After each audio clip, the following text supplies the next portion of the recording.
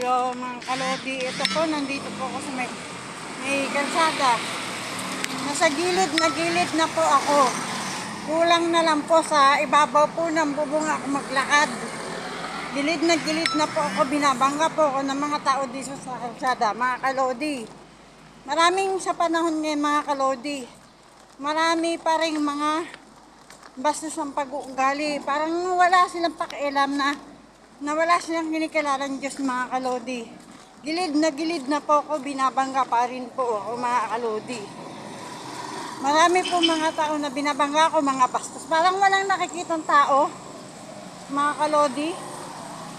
Parang wala silang kinikilalang parang demonyo yung pinagsisilbihan nila, hindi Diyos. Mga kalodi, ayan, pakishare po. Ay nako, gilid na po ako mga kalodi. Andito na po, sa gilid pa po ako. Ito, meron pa po. Ay nako, ewan, ang gulo. Hindi ko alam kung anong gagawin. Kulang na, maglakad ako sa bubong eh. Mga kalodi, maraming basta sa panahon ngayon. Wala nang matitirong tao.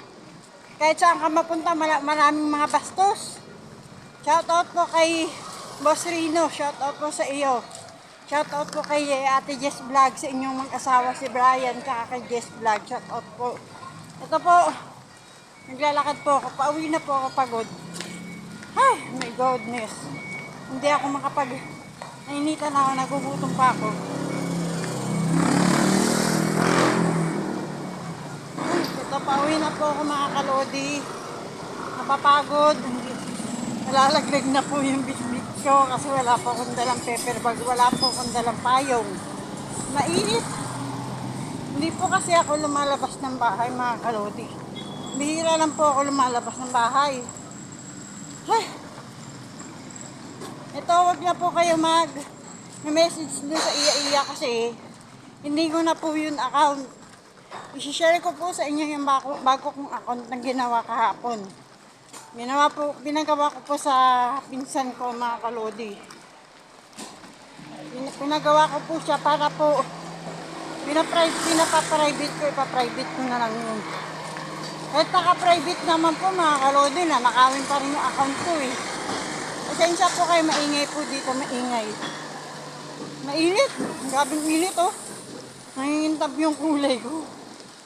Hindi po kasi ako lumalabas eh. Nandito na po ako. Ay, kanina nga, sasakay nga ako ng jeep eh. Hindi ako pinaparahan ng mga jeepney driver. Ay, kapagod mga kalodi. Pakishare po.